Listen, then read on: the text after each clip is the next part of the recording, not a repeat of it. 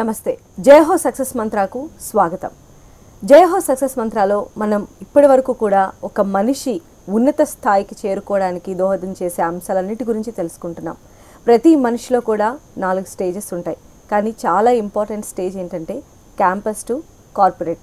అంటే మనిషి భవిష్యత్తును అతనిపైన డిపెండ్ అయిన వారి తర్వాత భవిష్యత్తును కూడా డిసైడ్ చేసేటువంటి చాలా క్రూషియల్ పీరియడ్ ఇది.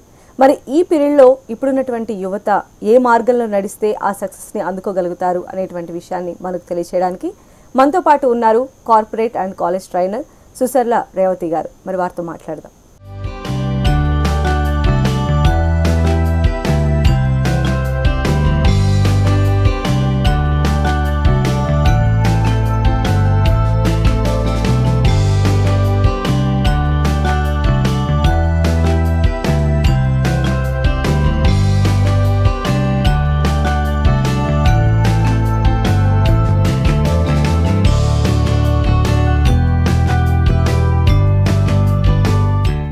నమస్కారం రేవతి గారు. నమస్కారం అండి. నిజంగా ఈరోజు ప్రతి ఒక్కరూ నేర్చుకోవాల్సినటువంటి విషయం ఈరోజు మనం మాట్లాడేటువంటి టాపిక్ అని నా అభిప్రాయం. మీరేమంటారు? ప్రస్తుతం పరిస్థితుల్లో చూస్తే నేటి యువత అంటే ఇవాల్టి స్టూడెంట్సే రేపు కార్పొరేట్ ఉద్యోగులు. సో ప్రస్తుతం స్టూడెంట్స్లో స్కిల్స్ అనేవి లోపిస్తున్నాయి. స్కిల్స్ అంటే నైపుణ్యం. వాళ్ళు కేవలం చదువుతున్నారు కానీ ఉద్యోగార్హతకు కావాల్సిన స్కిల్స్ అనేవి వాళ్ళలో లోపిస్తున్నాయి. అంటే ప్రస్తుతం మన విద్యా విధానమే కావచ్చు, లేకపోతే అంటే ఈ కారణాలు ఎన్నన్నా కావచ్చు. ఇప్పుడు చాలామంది కార్పొరేట్ హెచ్ఆర్స్తో నేను మాట్లాడాను. వాళ్ళు ఏమంటారంటే వాళ్ళ చదువు ఇక్కడుంది, మేము ఇక్కడున్నాం. సో ఈ చదువుకి మా మధ్య పెద్ద అగాధం అనేది ఉంది. సో వాళ్ళు they are not employment ready. ఇది ఎంప్లాయ్మెంట్ రెడీ అనేదాన్ని అంటే వాళ్ళని తయారు చేయడం ఎలాగా అనేదానికి దీనికి మధ్య మాలాంటి వాళ్ళు వారధిగా ఉన్నారు. సో మేము వాళ్ళకి మెళకువలు చెప్తాం. ఏది చేస్తే మీరు ఎలా ఉంటే మీరు వెంటనే ఉద్యోగం సంపాదించుకోగలుగుతారనేది. సో ఈ స్కిల్స్ అనేవి చాలా ఉన్నాయి. సో మెల్లిమెల్లిగా ఈ మొత్తం ఇవాళ నేను మీకు ముఖ్యమైనవి ఏమేమి కావాలో వాటి అన్నిటి గురించి వివరిస్తాను. సో చాలా ఫస్ట్గా ప్రతి ఒక్కరూ నేర్చుకోవాల్సినటువంటి స్కిల్ కమ్యూనికేషన్ స్కిల్స్. సో దాన్ని ఎక్స్ప్లెయిన్ చేస్తారు. కమ్యూనికేషన్ అంటే ఏమిటి? మన మాట, మనసులో మాట మనం చెప్పగలగాలి. అంటే ఎదుటి వాళ్ళకి అర్థమయ్యేలాగా మనం చెప్పగలగాలి. మన తెలుగులో సామెత ఉంది, అడగందే అమ్మైనా పెట్టదు అని. సో మనకు ఆకలేస్తే, కొంచెం పెద్దవాళ్ళం అయిన తర్వాత ఆకలేస్తే అమ్మ నాకు ఆకలేస్తున్నది అంటేనే మన అమ్మ మనకి పెడుతుంది. సో అలాగే సో కమ్యూనికేషన్, ఎదుటి వాళ్ళతో ఎలా మాట్లాడాలి. ఈ కమ్యూనికేషన్ అనేది మళ్ళీ దాంట్లో 2 రకాలు ఉన్నాయి. ఒకటి సంజ్ఞలతో మాట్లాడడం, దాన్నే బాడీ లాంగ్వేజ్ అంటాం. బాడీ లాంగ్వేజ్ అనేది మొత్తం. అండ్ ఇంకోటి రెండోదేమో వర్బల్, అంటే ఇప్పుడు మనం మాట్లాడుతున్నట్టు అనమాట భాష. ఈ నాన్ వర్బల్ కమ్యూనికేషన్ లేకపోతే బాడీ లాంగ్వేజ్ అని సంజ్ఞలతో అంటే మన కనుచూపు కావచ్చు, మన ముఖ కవళికలు కావచ్చు, మన ముఖం ఎలా ఉంది, ప్రసన్నంగా ఉందా లేకపోతే దుమదుమలాడుతూ ఉందా, తర్వాత మనం చేతులు ఎలా వాడుతున్నాము, మనం ఎలా కూర్చున్నాము, ఇవన్నీ కూడా బాడీ లాంగ్వేజ్లో మనకి తెలుస్తాయి. అది ఇది 55% బాడీ లాంగ్వేజ్ కమ్యూనికేషన్లో 55% నాన్ వర్బల్ కమ్యూనికేషన్, అదే బాడీ లాంగ్వేజ్. సో ఇది మనం ఎలాగ నేర్చుకోవాలి, ఇదొక అంశం. ఇంకోటి వర్బల్ కమ్యూనికేషన్. వర్బల్ కమ్యూనికేషన్లో మనం మాట్లాడే ముందర ఇప్పుడు మీరు అన్నారనుకోండి, మీరు అంటే నాకు సరిగ్గా గుర్తులేదు మీరేం పదాలు వాడారో. జయహో, నమస్కారం అండి, ఇవాళ జయహోలో మనకి క్యాంపస్ టు కార్పొరేట్ అనే దాని గురించి మనం నేర్చుకుందాం అంటే మీరు ఏ భావన లేకుండా, ఏ మాడ్యులేషన్ లేకుండా ఒకే రేంజ్లో వెళితే ప్రేక్షకులు చూడరు. అదే గనక మన వాయిస్ మాడ్యులేషన్ ఉంటే కాస్త పైకి వెళ్ళి కిందకి దిగు, ఆ వాయిస్ మాడ్యులేషను చాలా చాలా ముఖ్యం. అది 38%. భాష అనేది కేవలం 7% మాత్రమే. కానీ భాష కూడా చాలా ముఖ్యం. అంటే మనం గ్రామటికల్గా సరిగ్గా మాట్లాడాలి. అంటే ఇప్పుడు షేక్స్పియర్ లాగా లేకపోతే ఎవరన్నా శ్రీశ్రీ లాగా మాట్లాడాల్సిన అవసరం మనకి లేదు. కాకపోతే భాష కరెక్ట్గా మాట్లాడుతున్నామా లేదా అనేది చాలా ముఖ్యం. సో ఇవన్నీ మనకి ఎప్పుడు అలవడతాయి, మనం కంటిన్యూస్గా ప్రాక్టీస్ చేస్తూ ఉంటే మనకి అలవడతాయి. మొట్టమొదట స్టూడెంట్స్ నాతో కొంచెం సిగ్గుపడతారు మాట్లాడడానికి. Tell me something about your self, లేకపోతే మిమ్మల్ని మీరు మీ గురించి ఏమన్నా మాట్లాడండి. కేవలం 1 నిమిషం. ఆ 1 నిమిషం కూడా స్టూడెంట్స్ మాట్లాడలేకపోతారు. ఎందుకు? ఫస్ట్ భాష రాదు, భాష సరిగ్గా రాకపోవడం వలన, తర్వాత కాన్ఫిడెన్స్ ఆత్మవిశ్వాసం లోపించడం వలన వాళ్ళు కమ్యూనికేషన్ అంటే వాళ్ళ భావాలను వ్యక్తపరచలేకపోతారు. దీనికి ఒక సులభమైన మార్గం నేను ప్రేక్షకులందరికీ చెప్పడం ఏంటంటే, మీరు అద్దం ముందర నించోండి. అద్దం ముందర నించొని మిమ్మల్ని మీరు చూసుకొని చిరు దరహాసం ఒక్క స్మైల్ ఇవ్వండి. స్మైల్ ఇస్తే మీకు తెలుస్తుంది మీరు ఎలా ఉన్నారు. తర్వాత మిమ్మల్ని మీరు చూసుకోండి. కళ్ళల్లో కళ్ళు పెట్టి మీ ప్రతిబింబాన్ని మీరు చూసుకొని మెల్లిగా హలో హౌ ఆర్ యూ ఆర్ నా పేరు రేవతి అని మీరు చెప్పుకొని అప్పుడు మీరు చూడండి ఎలా మాట్లాడతారు. ముందర ఒక వాక్యం మాట్లాడండి, తర్వాత కొన్ని లైన్లు, తర్వాత పారాగ్రాఫ్లు. సో అలా మాట్లాడుకుంటూ ఉంటే మీ మీద మీకు కాన్ఫిడెన్స్ పెరుగుతుంది. సో మీరు ఎలాగ మాట్లాడుతున్నారో మిమ్మల్ని మీరు చూసుకుంటున్నారు కాబట్టి దాంట్లో లోపాలు ఏమున్నాయో మీకు తెలుస్తాయి. లేకపోతే మాలాంటి వాళ్ళం చాలామంది ఉన్నాం, మీరు మమ్మల్ని పిలిచినా కానీ వచ్చి మేము తప్పకుండా మీకు సాయం చేస్తాం. లిజనింగ్ స్కిల్స్ కూడా చాలా ఇంపార్టెంట్ కదా. మీరు ఏ టీవీ ఛానల్ చూసినా ఏదన్నా అంటే డిస్కషన్ జరుగుతూ ఉంటే ఎవరైతే మాట్లాడతారో వాళ్ళని ఇంకోళ్ళు మాట్లాడనివ్వరు. తక్కిన వాళ్ళ అందరూ కలిసి ఒకేసారిగా మాట్లాడుతుంటారు. మన లోక్సభ సెషన్లో ఉన్నప్పుడు చూడండి, పాపం స్పీకర్ మాట ఎవ్వరూ వినరు, అందరూ మాట్లాడుతూ ఉంటారు. అది మనకి లిసనింగ్ స్కిల్స్ లోపించినప్పుడు. అంటే కమ్యూనికేషన్ ఒకటి అంటే మాట్లాడడం ప్లస్ వినడం, ఈ రెండు కలిసి ఉంటాయి. వీటి రెండింటిని కలిపే ఇంటర్పర్సనల్ స్కిల్స్ అంటాం. 70% మనం వినాలి, కేవలం 30% మాత్రమే మనం మాట్లాడాలి. కానీ దానికి విరుద్ధంగా జరుగుతుంది. సో ఫస్ట్ మనం వింటే ఆ ఎదుటి వ్యక్తి ఏం చెప్పదలుచుకున్నారో మనకి అర్థమవుతుంది. దానికి అనుగుణంగా మనం సమాధానం చెప్పచ్చు. అంటే ఇప్పుడు వాళ్ళల్లో వాళ్ళు మాట్లాడుకోవడానికి సంబంధించి ఆత్మన్యూన్యతతో బాధపడుతూ ఉంటారు. అలాంటిది ఇక పబ్లిక్లో నుంచోబెట్టి మాట్లాడమంటే మాత్రం ఇక వాళ్ళు అసలు అంటే వాళ్ళు ఎంత గొప్ప వాళ్ళైనా అంటే చదువుల్లో వాటిలో ఎంత గొప్ప ఉన్నత స్థితిలో ఉన్నప్పటికీ కూడా వాళ్ళు చేయలేకపోతారు. ఆ పబ్లిక్ స్పీకింగ్ అనేది ఒక ఫియర్, ఒక ఫోబియా లాగా వాళ్ళకు ఉంటుంది. సో పబ్లిక్ స్పీకింగ్ అనేది ఇప్పుడు ఈ కాలేజ్ టు క్యాంపస్ టు దీనికి వెళ్ళేటువంటి వారికి ఎంతవరకు ఉపయోగపడే అవకాశం ఉంటుంది అనుకోవచ్చు? నేను మీకు 3 ఉదాహరణలు ఇస్తాను.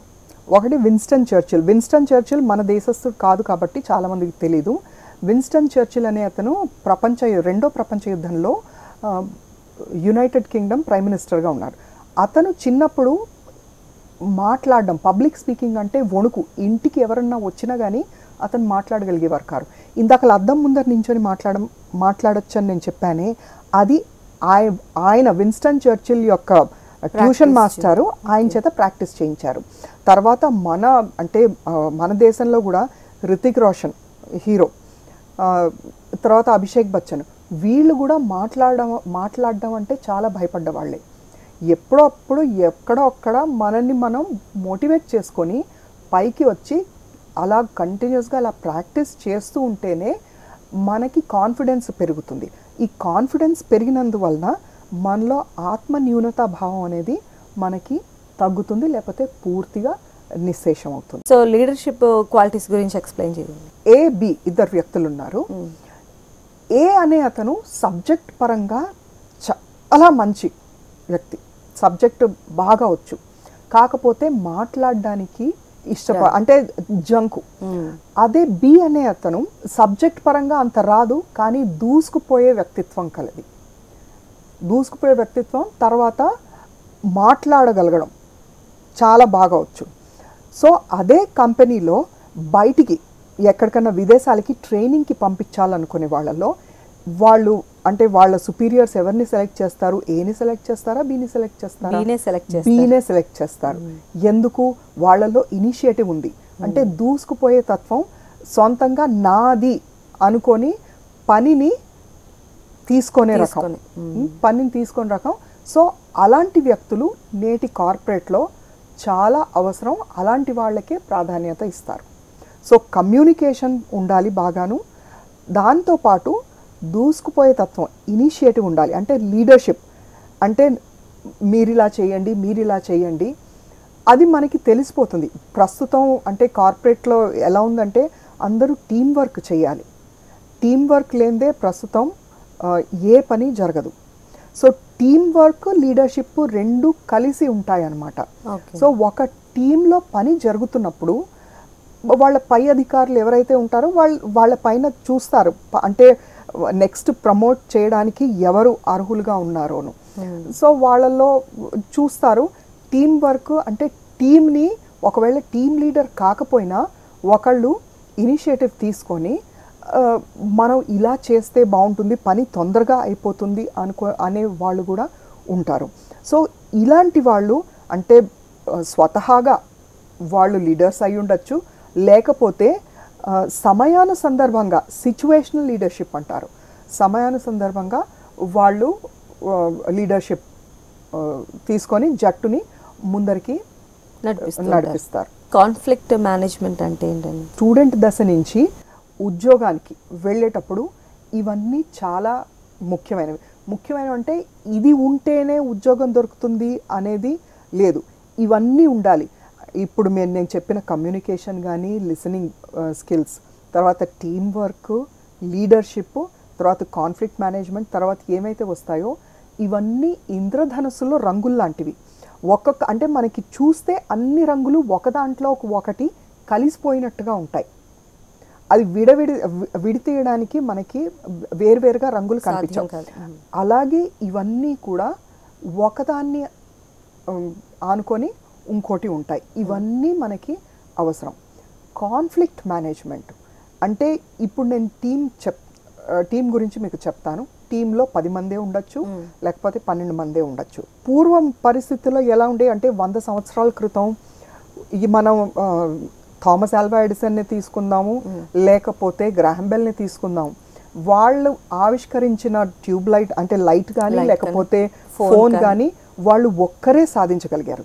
కానీ ప్రస్తుత పరిస్థితుల్లో మనం మైక్రోసాఫ్ట్ తీసుకుందాం, లేకపోతే యాపిల్, ఏ కంపెనీ తీసుకున్నానో అందరూ కలిసి ఒకదాన్ని ఆవిష్కరిస్తారు. సో ప్రస్తుత పరిస్థితుల్లో టీం అనేది చాలా ముఖ్యం. టీం ముఖ్యం కాబట్టి ఆ టీంని నడిపించే వ్యక్తి ఒకటి కావాలి. అందుకనే లీడర్షిప్ అనేది ముఖ్యం. టీం అయితే ఎప్పుడుందో, ఒక లీడర్ అయితే ఎప్పుడైతే ఉన్నారో, ఇద్దరుంటే మాటకి మాట తెగులు, నీటికి నాచు తెగులు అంటారు. సో ఇంతమంది కలిసి పనిచేస్తున్నప్పుడు ఏదో ఒక ఘర్షణ రావడం చాలా చాలా సహజం. సో కాన్ఫ్లిక్ట్ అంటే వాళ్ళల్లో వాళ్ళు తగాదా పడడం, లేకపోతే ఘర్షణ పడడం. ఘర్షణ దేని గురించి అంటే పనికే కావచ్చు, లేకపోతే వ్యక్తిగతంగా కూడా వాళ్ళలో వాళ్ళు మనస్పర్ధలు రావచ్చు. దీన్ని మేనేజ్ చేయడానికి ఒక లీడర్ అనే వ్యక్తి చాలా ముఖ్యం. సో మీరు అంటే మళ్ళీ ఈ కాన్ఫ్లిక్ట్ మేనేజ్మెంట్లో చాలా రకాలు ఉన్నాయి. ఎలాగా సమస్యను పరిష్కరించాలి, వీళ్ళల్లో మనస్పర్ధలు ఎలా పరిష్కరించి, ఆ లీడర్ అనే అతనికి ఒకటే ఒక ధ్యేయం, పని పూర్తి కావాలి. అది కూడా సామరస్యంగా పని పూర్తి కావాలి. అందుకని చెప్పి రకరకాల అంటే మనకి సామ దాన భేద దండోపాయాలు, అలాగే మేనేజ్మెంట్ లాంగ్వేజ్లో రకరకాలు ఉన్నాయి. కాంప్రమైజ్ అనొచ్చు, కొలాబరేషన్ అనొచ్చు, కోఆపరేషన్ అనొచ్చు, కంపీటింగ్ అనొచ్చు. సో ఎలాగో అలాగా పని పూర్తి చేయాలి. ఈ కార్పొరేట్ కల్చర్లో అంటే ఇంకా బాగా రాణించాలి అని అంటే డెసిషన్ మేకింగ్ కూడా చాలా ఇంపార్టెంట్ రోల్ ప్లే చేస్తూ ఉంటుంది ప్రతి ఎంప్లాయీ విషయంలో కూడా. సో డెసిషన్ మేకింగ్ గురించి ఒక వ్యక్తి ఉంటే ఆ వ్యక్తే అన్ని అంటే ఇంతకు ముందర ఒక టీచర్ నడిపే స్కూల్లే ఉన్నాయి. మొత్తం ఆ టీచరే మొత్తం ఫస్ట్ క్లాస్ నుంచి 10th క్లాస్ వరకు నడిపే, ఇది దాదాపు 50-60 ఏళ్ల క్రితం. అలా అయితే వాళ్ళు డెసిషన్ మేకింగ్ అంతా వాళ్ళే, టీమ్ ప్లేయర్స్ వాళ్ళే, తర్వాత లీడర్ వాళ్ళే, కాన్ఫ్లిక్ట్ ఏమన్నా వచ్చినా వాళ్ళే పరిష్కరించుకోవాలి, తర్వాత ఏమన్నా నిర్ణయం తీసుకోవాలన్నా వాళ్ళే తీసుకోవాలి. కానీ ప్రస్తుతం అందరం కలిసికట్టుగా పనిచేస్తున్నాం కాబట్టి లీడర్ అనే వ్యక్తి ఇంటెలిజెన్స్ని ఉపయోగించి ప్రస్తుతం ఈ ప్రాజెక్ట్ మన చేతిలో ఉంది, ఈ ప్రాజెక్ట్ తీసుకున్నందుకు పలానా ఏకి నేను ఈ పని ఇస్తే బాగుంటుంది, బికి ఈ పని ఇస్తే బాగుంటుంది, అదే నిర్ణయం తీసుకోవడం.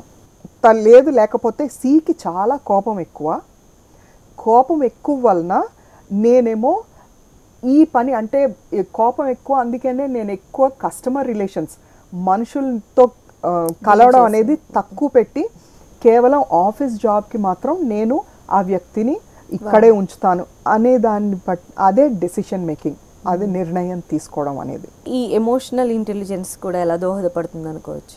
లీడర్ ఎవరైతే ఉన్నారో డెసిషన్ మేకింగ్ కావచ్చు, లేకపోతే కాన్ఫ్లిక్ట్ మేనేజ్మెంట్ అన్నా కావచ్చు, వాళ్ళ మనసుల్ని అర్థం చేసుకొని దానికి తగ్గట్టు వాళ్ళకి పనులు ఇవ్వడమో, లేకపోతే వాళ్ళ ఎవరైతే టీంలో వ్యక్తులు ఉన్నారో వాళ్ళని వేర్వేరుగా పిలిచి నేను నీకు ఫలానా పని ఇస్తాను, లేకపోతే నువ్వు ఇలాగ మసులుకోవాలి అని చెప్పగలిగే లీడర్ ఒకళ్ళు ఉండాలి.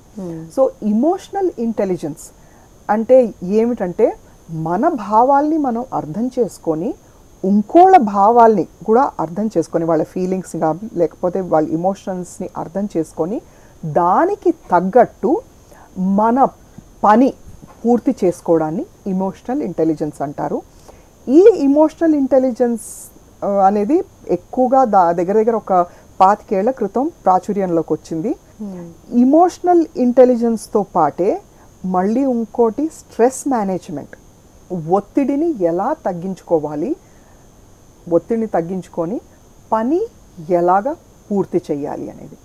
సో ఇవన్నీ కూడా మనం ఒక స్టూడెంట్ క్యాంపస్ నుంచి కార్పొరేట్కి ఉద్యోగానికి వెళ్ళేటప్పుడు ఇవన్నీ మెళకువలు తెలిసి ఉండాలి. తెలిసి లేకపోయినా వాళ్ళు ఈ మధ్య అంటే స్టూడెంట్స్ అందరికీను చాలా సోషల్ మీడియాలో వాళ్ళందరికీ తెలిసే ఉంటుంది, లేకపోతే గూగుల్ కానీ లేకపోతే ఇంటర్నెట్లో ఇవన్నీ ఈ విషయాలన్నిటి గురించి వాళ్ళు తెలుసుకోవచ్చు. ఇంకో ముఖ్యమైనది ఏం చెప్తానంటే, స్టాటిస్టిక్స్ మనకి ఏం చెప్తుంది, ప్రస్తుత పరిస్థితుల్లో మన దగ్గర కేవలం 7% మంది ఫ్రెష్ గ్రాడ్యుయేట్స్ మాత్రమే ఉద్యోగానికి అర్హులు అని స్టాటిస్టిక్స్, అది కూడా ఎకనామిక్ టైమ్స్ ద్వారా వచ్చిన స్టాటిస్టిక్స్ అనమాట. ఇంత తక్కువ అంటే వాళ్ళు తక్కిన వాళ్ళందరూ ఉద్యోగానికి పనికిరారా అంటే కాదు. వాళ్ళకి మార్క్ షీట్ చూస్తే మార్క్స్ ఏమో 90%, 80%, 95%, 96% మార్క్స్ అయితే బ్రహ్మాండంగా ఉంటాయి. కాకపోతే ఇవన్నీ రాకపోవడం, ఇవన్నీ మెలకువలు, ఇవన్నీ స్కిల్స్ కానీ ఇవన్నీ ఈ నైపుణ్యత లోపించడం వలన వాళ్ళకి ఉద్యోగ అవకాశాలు రావటం లేదు. లేకపోతే చాలా కాలేజెస్ ఈ మధ్య సాఫ్ట్ స్కిల్స్ లేకపోతే బిహేవియరల్ ట్రైనింగ్ అని పెట్టి, లేకపోతే క్యాంపస్ రిక్రూట్మెంట్ ట్రైనింగ్ అని దాదాపు 10 రోజుల పాటు లేకపోతే 15 రోజుల పాటు మాలాంటి వాళ్ళతో శిక్షణ ఇప్పిస్తున్నారనమాట. అది అంటే ఇది 15 రోజుల్లో అయిపోయేది మాత్రం కాదు. నవ్వేడేస్ ఉన్నటువంటి జనరేషన్లో ఉన్న ప్రతి స్టూడెంట్ రేపు ఖచ్చితంగా కార్పొరేట్ అవ్వాల్సిన పరిస్థితి. సో వాళ్ళు ఎలాంటి సాధన చేయాలని మీరు అంటారు? వాళ్ళు ప్రాక్టీస్ అనేది కంటిన్యూస్గా అలా చేస్తూ ఉండాలి. ఒకే పనిని మనం అలా చేస్తూ ఉంటే అది దాంట్లో మనం ప్రావీణ్యం సంపాదిస్తాం. ఇప్పుడు నేను చెప్పినవన్నీ కమ్యూనికేషన్ స్కిల్స్, లేకపోతే team skills, leadership, conflict management అవనివ్వండి, ఇమోషనల్ ఇంటెలిజెన్స్, స్ట్రెస్ మేనేజ్మెంట్, ఇవన్నిటి గురించి వాళ్ళకి తెలిసి ఉండాలి. తెలిసి ఉంటే అంటే రకరకాల సాధనాల ద్వారా ఇది వీళ్ళు తెలుసుకునే అవకాశం ఉంది. తర్వాత చాలా కాలేజెస్ ట్రైనింగ్ ఇప్పిస్తున్నారు, దాదాపు ఒక 15-20 రోజులు ట్రైనింగ్ ఇప్పిస్తున్నారు. ఈ స్టూడెంట్స్కి నేను చెప్పే మాట ఏమిటంటే, ఆ ట్రైనింగ్ అయిపోయిన వెంటనే దాన్ని మర్చిపోకుండా అది నిరంతరంగా సాధన చేస్తూ ఉండాలి. సాధన చేస్తూ ఉంటే దాంట్లో వాళ్ళకి ప్రావీణ్యత వస్తుంది. So practice maketh a man perfect అని సామెత ఉంది, కానీ perfect practice maketh a man perfect.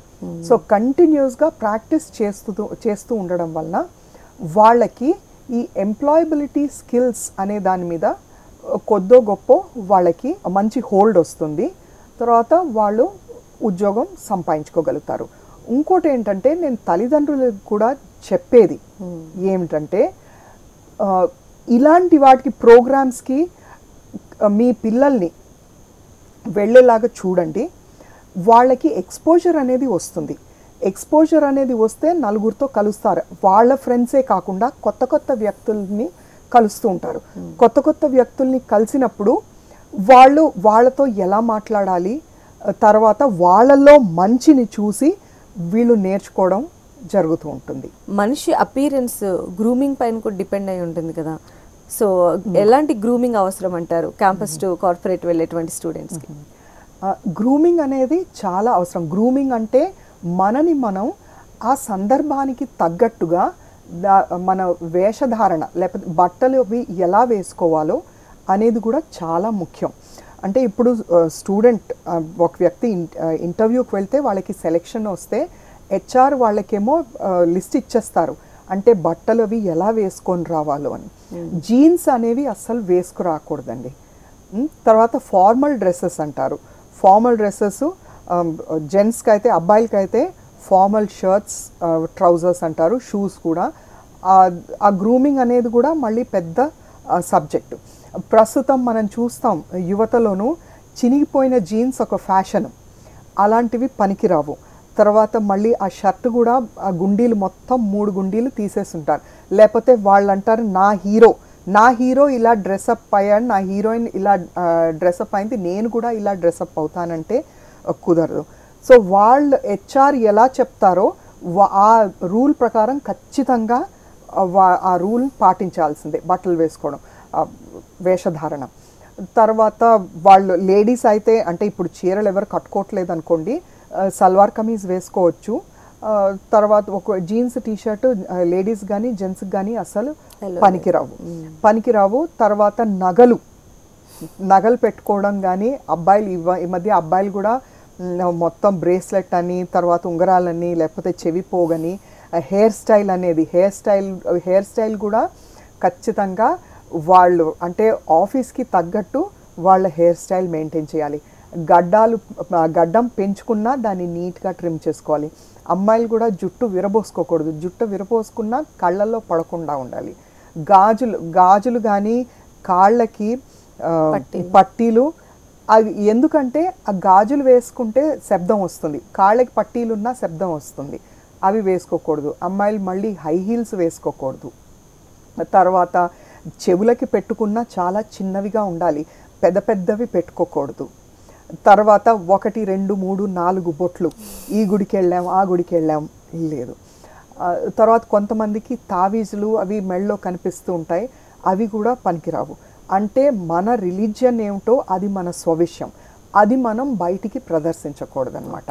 So వాళ్ళ రూల్స్, అన్ని కంపెనీల రూల్స్ వాళ్ళకు ఉంటాయి, అవి ఖచ్చితంగా పాటించి తీరాల్సింది. సో ఇంటర్వ్యూ ఫేస్ చేసే ప్రతి ఒక్క స్టూడెంట్ కూడా సో ఆ రూల్స్ ప్రకారంగా వెళ్ళినట్లయితే మనకి అక్కడే కొన్ని మార్క్స్ పడిపోతాయి అంటారు. తప్పకుండా. Right, thank you so much అండి రేవతి గారు. ఈరోజు నిజంగా చాలామంది స్టూడెంట్స్ ఫేస్ చేసేటువంటి ప్రాబ్లమ్స్ని ఎంతో క్లియర్గా చెప్పారు, వాళ్ళకి ఒక మంచి డైరెక్షన్ చూపించారు. Thank you so much. Thank you very much. HM TV నన్ను ఇక్కడ పిలిచి నాకు అవకాశం ఇచ్చినందుకు చాలా చాలా ధన్యవాదాలు.